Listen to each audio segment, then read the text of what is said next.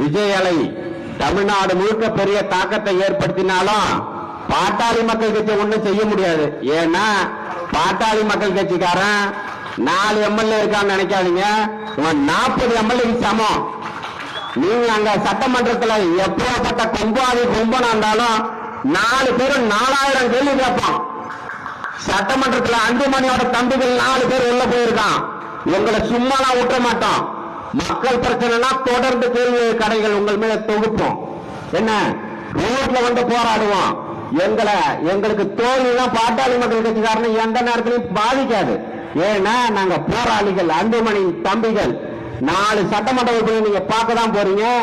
டிவிலையும் தொலைக்காட்சியிலையும் நல்லா பார்த்துங்க.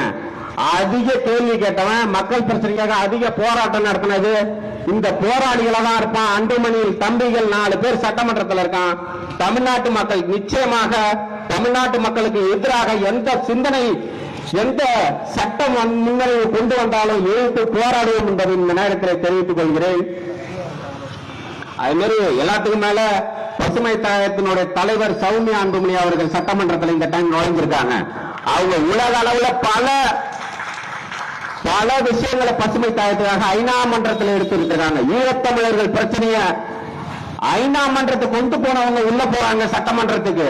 என்ன சுற்றுச்சூழல் பிரச்சனைகளை உலக அளவுல கொண்டு வந்தவங்க அவங்கள விவரமானவங்க எல்லாம் பாட்டாளி மக்கள் கட்சி சார்பா சட்டமன்றத்துக்குள்ள இந்த தேர்தலில் போயிருக்காங்க.